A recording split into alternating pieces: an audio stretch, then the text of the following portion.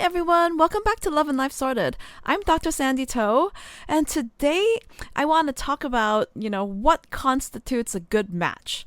Yeah, so whether you're single or married, this is a question that you can, reflect upon or ask yourself, what is like a good match between a couple, right? So is it like, let's talk about the basics. Of course, there are compatibility on some level of personality, or like interests and values, right? Those are like the non-negotiables or the very basic fundamental elements that work. But what about, let's talk about like socio-economic criteria. If you are a single, highly educated professional woman, would you actually want to find a partner who is on the same level as you in terms of education level, in terms of professional level, and career status? The thing is, you have to ask yourself this question: what is the best match for you, and what are you looking for? So do you think that it is vital for you to find someone who is very similar to you in terms of your education and your career? Like, say, if you were a doctor, a medical doctor, then do you prefer to find like a partner who is also a doctor or also works in the medical field, or something that's like very similar in terms of this level, like maybe another professional, right? Someone who works as another white-collar professional with a very similar educational background as you. Or if you had a master's degree, would you prefer someone who also had a master's degree? Or if you are from like an elite college, would you prefer someone who's also from an elite institution? These are questions that we do have to ask ourselves. For some people, they're more comfortable if they're with someone who's very similar in terms of family background even, right? So maybe they're from a middle-class family. They really want to find someone who is also middle-class or above. Or they want to find someone with very similar socio-economic background as them. These are things like we maybe take for granted. Usually, people would think that like introducing someone to you, for instance, they would think that, oh, okay, like I must introduce someone. I must find someone who's like at a very similar level as her. Or else they won't find it to be a good match. Like they won't think that the prospects, the candidate that I introduce is any good. And then, I would fail as a matchmaker. I don't want to introduce her to someone who is too different from her, right? So the thing is, like, what is too different? Right? So, like, I have a friend who is probably one of the most accomplished women that I have ever known, okay? And one of these days, she promised that she would come up and talk about her story. Yeah, like, that would be very interesting. Okay, so yeah, I have a friend who is really accomplished. She's got a PhD and an MBA, okay, from prestigious institutions, and she also took a long time to find a partner. She found a partner in her early 40s. Yes, so throughout her whole entire 30s, like she had been struggling a lot to find someone who's right for her. She's had long-term relationships, but they just didn't happen to work out. So she was really open to asking a lot of people to introduce to her. And so her friends who introduced someone to her, she would always end up trying to find like men who are PhDs for her or men who are university professors for her, and she would end up saying like each time, I met up with these guys, but they're not my cup of tea, even though I'm like a scientist. Like she's like in the science field, like she does research, like really highbrow research. And so she's like, yeah, I am like a scientist and a researcher and everything, but it doesn't mean that I have to find someone who is exactly the same as me, so like, can you guys stop introducing me to like other male professors, because I just don't feel like they're a good match for me. I just felt that they were like a wee bit too boring. Yeah, so I'm sorry about that. Like coming from her, it is like sounding a little ironic, right? Because she is, she's a self-proclaimed nerd. Like she like reads a lot, she does a lot of research, writes a lot of papers, and she's a self-proclaimed nerd. She's like, yeah, I'm so nerdy and everything, but like she has her other like side, which is like also very humorous. Yeah, she's like really funny and humorous and really playful and down to earth. Like she does all this highbrow stuff, but she's like one of the most down to earth girls that I ever knew.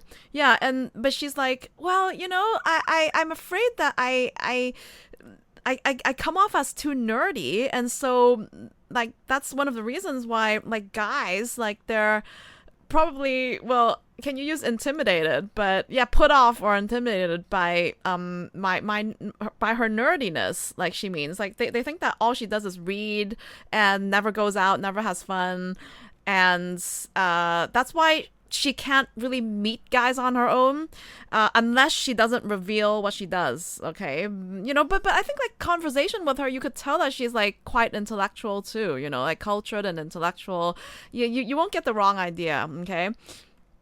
Yeah, so for her, it's exactly because she has this difficulty meeting guys on her own. She has this burden on her that, guys find her intimidating or, I don't know, too studious, too nerdy. And so she can't find guys on her own. So she asks her friends to introduce.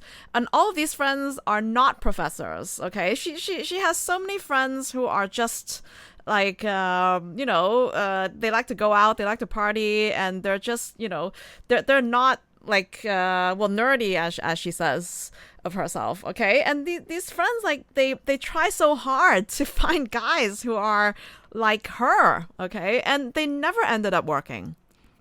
Yeah, and, for in the end, I can tell you that like what she did had worked out, and she finally found like a really great guy who's not a professor, who's like totally different from her, and she got married in her early 40s. Yeah, so congratulations to her, and I can't wait to have her on the show to talk about her very successful story on her own, all right? But okay, as of now, I'm not going to spoil the surprise. I'm not going to tell you how she met her husband, but I can tell you that he is not a professor. Okay, he is definitely very different from her in like on the level of education and profession.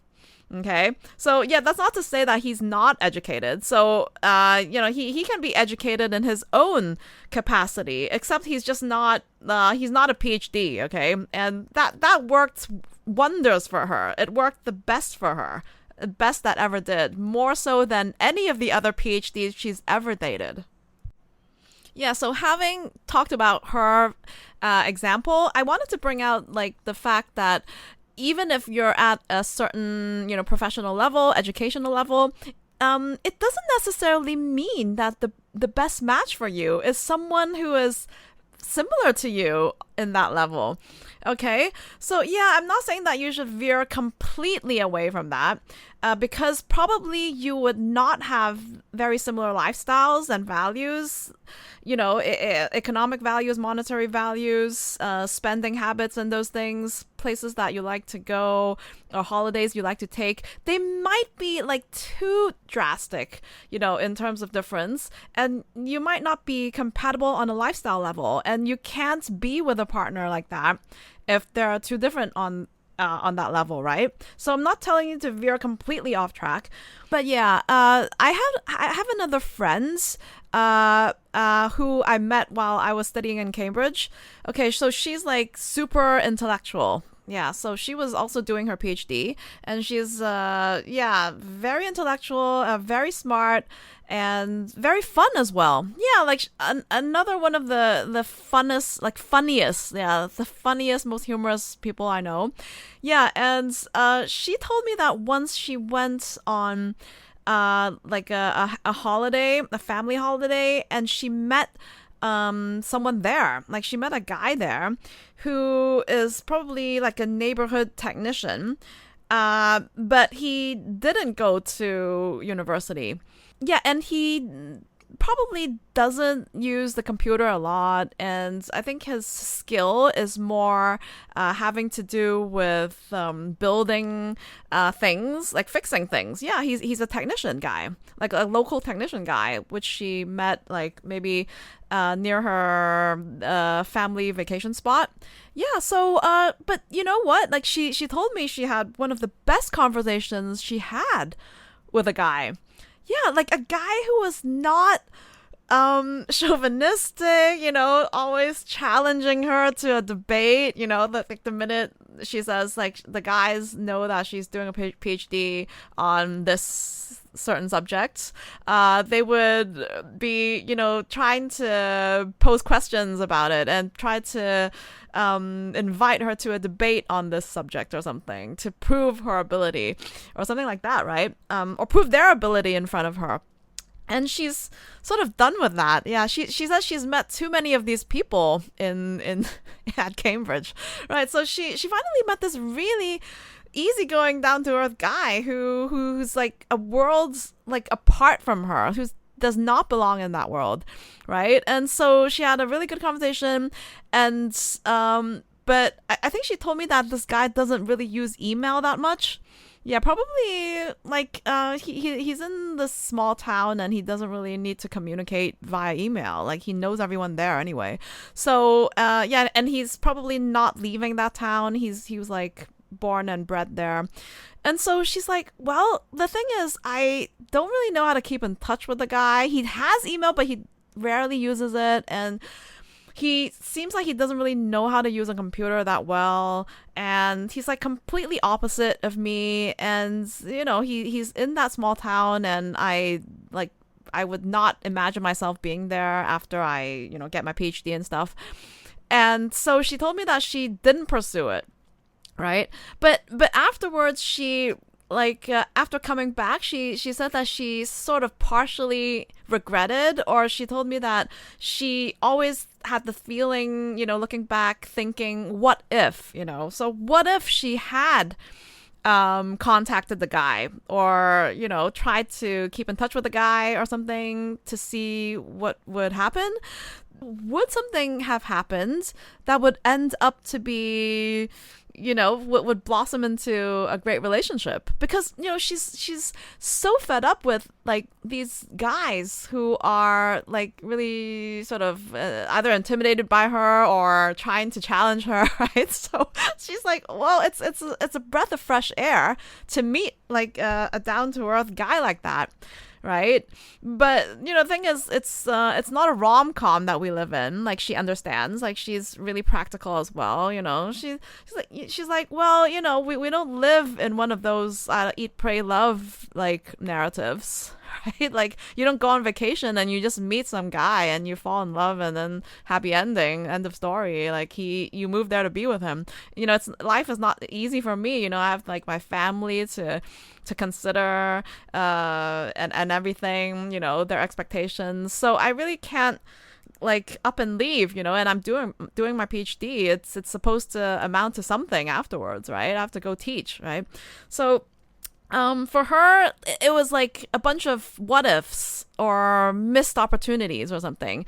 So she's like, but I don't know, looking back, what if I don't find someone like as great as that guy? Will I have regrets? Something like that.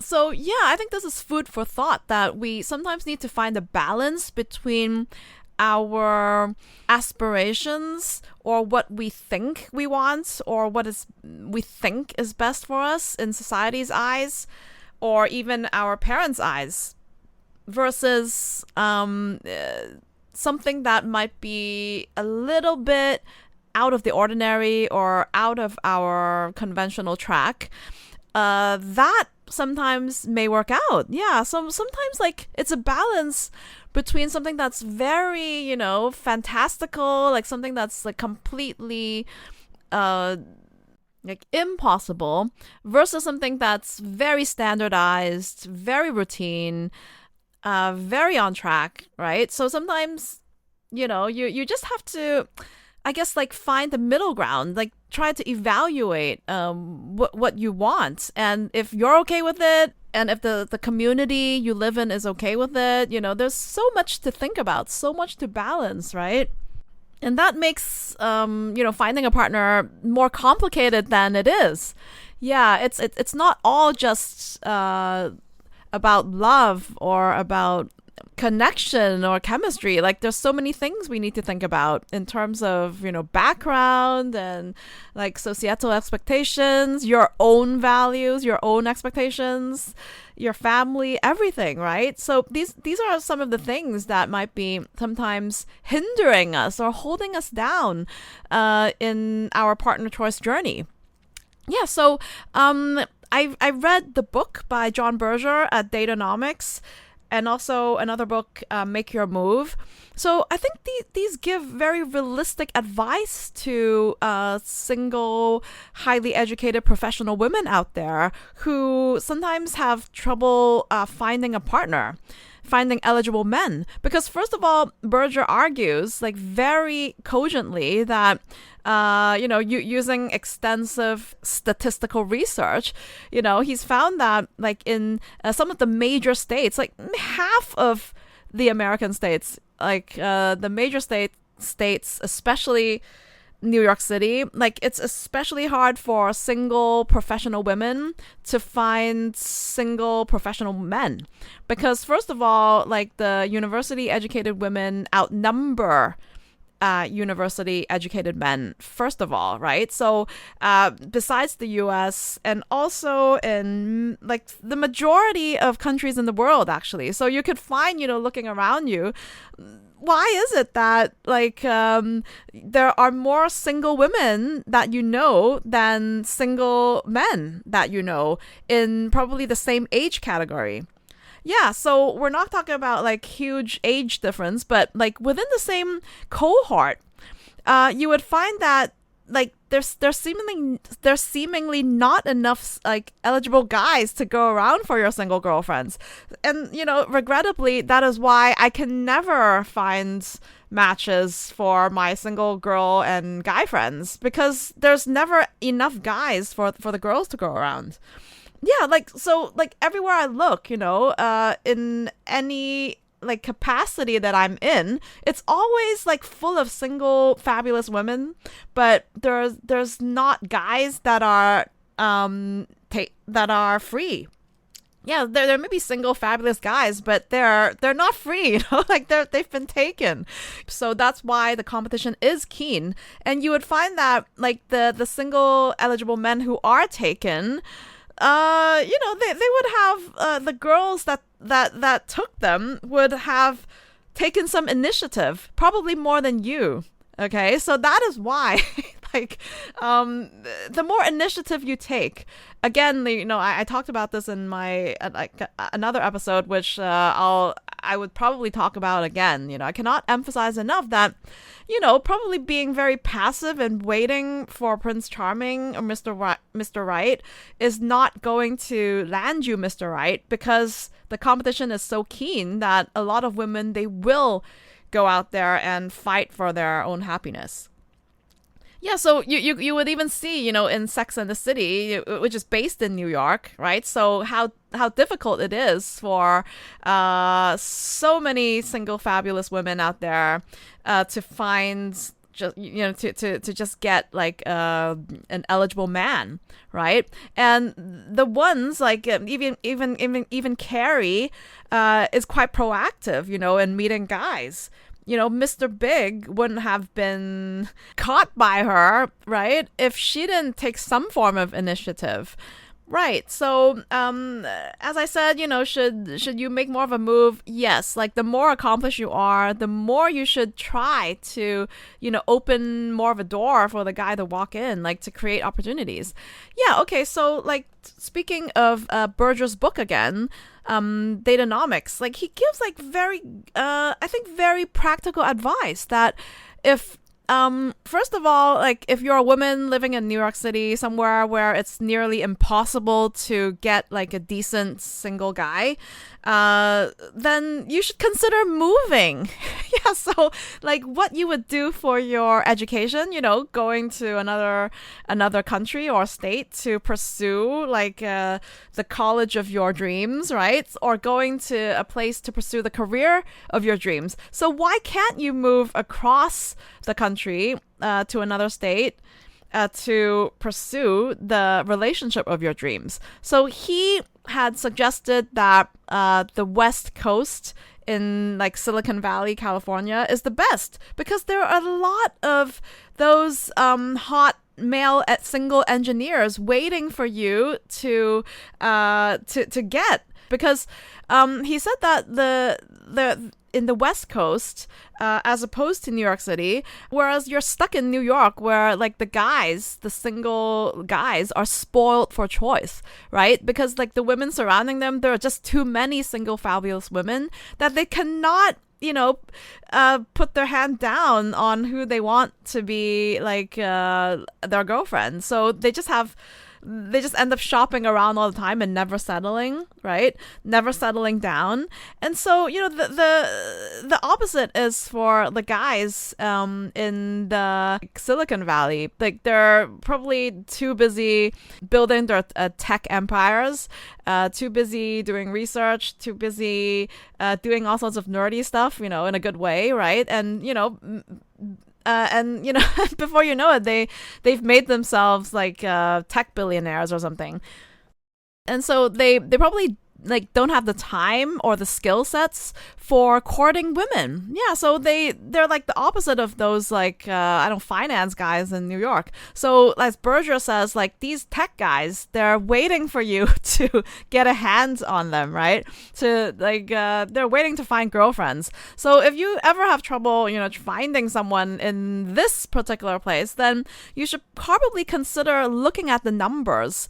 Yeah, so this is something that I have also told like my friends who lives in the US. Like she lives in a place like a small town, which she says there are no guys. There are no single available guys her age, and they're all married. If they are married. Okay. So I was like, so what are you still doing there, girl? Right? So you can, these are the guys that you see day in, day out. There's no new blood coming in, right? So what are you still doing there stuck? If you want to find a partner. So get your butt up and go move somewhere, right? Move somewhere where there are more opportunities to meet eligible guys. So yeah, and she's definitely considering that because hey, you're mobile, right? You're not stuck somewhere you don't want to be, and like if finding a partner is what you want, then you have to go and get it. Yeah, and Birger talks about the fact that like the more open-minded you are in finding a match that is not of your regular convention, like the more opportunity you have to find a partner. Yeah, so if you look beyond what you think is your standard, like someone with the same background as you, educationally, professionally, then, it doesn't mean that this person is not high achieving in their own capacity, right? So if you're looking, so you're a highly accomplished single woman and you're looking for an accomplished guy, obviously, who's not too far behind you in terms of accomplishments, because first of all, they'll get resentful of you if you're like too much more accomplished than them, right?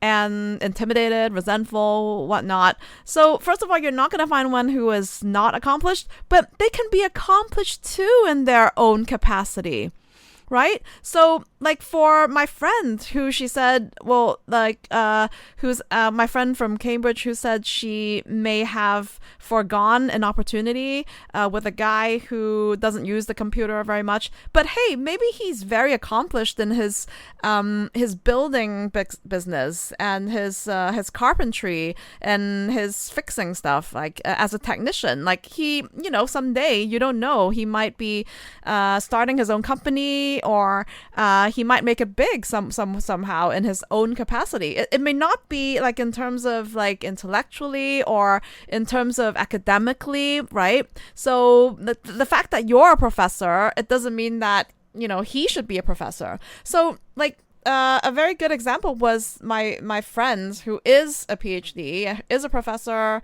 a scientist, who found someone who's not.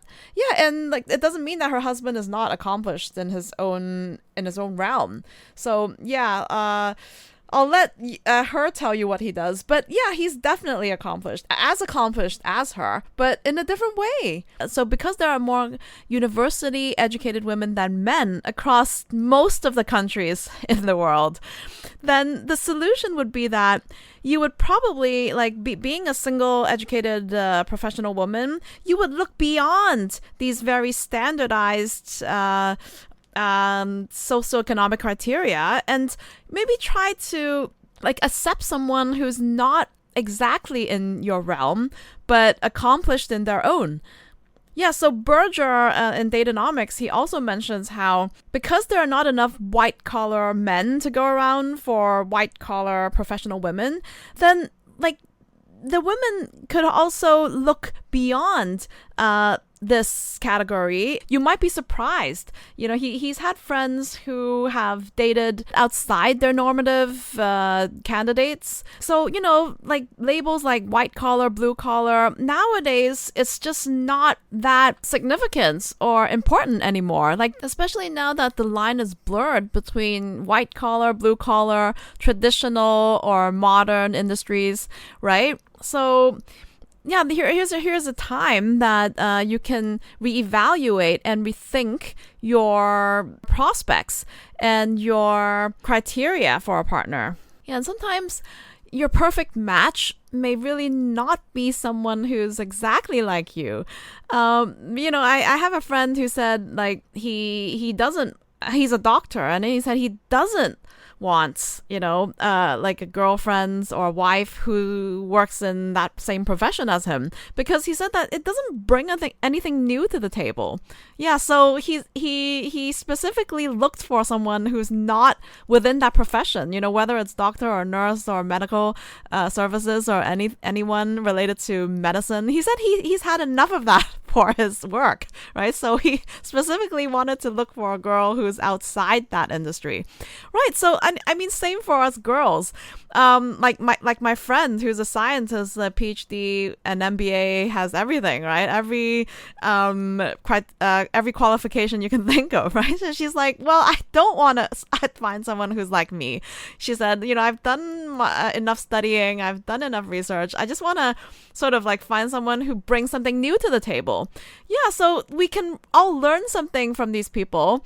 Oh yeah, and I can tell you too, my husband also does not work in academia. He's not a professor, and he doesn't do any research, and he hasn't written a book, right? So same as for me, like I totally understand my friend. Like for me as well, I never actually found any affinity romantically with any of my my workmates or any like of the guys I worked with. Yeah, but it was like I think we just like talk like I don't know, business is business, and then you just don't have any pleasure within that, for myself, right? So for me as well, like I wanted to find someone who could bring something new to the table, I can learn something new from, and I didn't have to talk about work, or I didn't have to talk about what I do. So it is a breath of fresh air.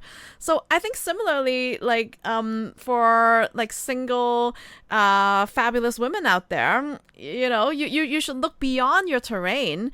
Try to keep an eye out for guys who are not doing what you do, or not really like having the same achievements, because it's it's worth looking at their achievements too. Like they could be high achieving in their own capacity. Yeah, so sometimes I even know some women who their husbands are like really quite different in terms of socio-economic background or achievements, but like they're really good on another level. They probably don't like you can't measure it by money solely, okay? So they may not earn as much money as you, but they probably bring something really valuable to the table.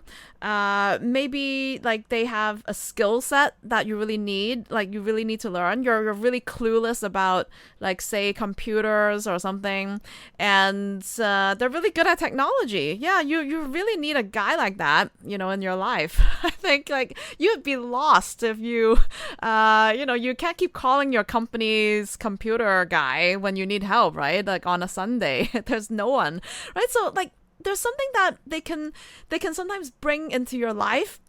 They can enrich your life in ways that you didn't know you need. Yeah, and I have a friend who does not know how to cook for her life, but really loves to eat. Okay, so the only form of food that she can ever get are takeaways because she never has time to cook. She's very high powered, never has time to cook anything for herself, never had the time to learn or buy any groceries ever. So that she just eats like out a lot.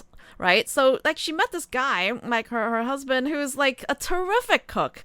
And I think like he could definitely like think of opening up a restaurant or becoming a cook one day professionally, and like so and it changed her life. Yeah, so they have friends over and he gets to show off his cooking skills and everything. So yeah, like it's really funny sometimes. Like they work in completely different realms, but it works out sometimes. So I think what you need to do is like stop looking only at similar socio-economic background and look beyond that, because as Birger says, given that the reality is that there really aren't like this like exact same number of the sexes to go around for each other. Okay, so the figures completely skewed on the side of women, like being much more than men.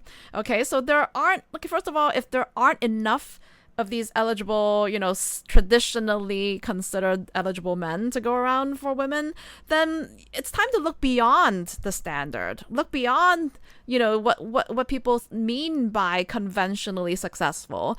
And, maybe there's a guy out there who doesn't fit your normal standards, but is as great too in their area.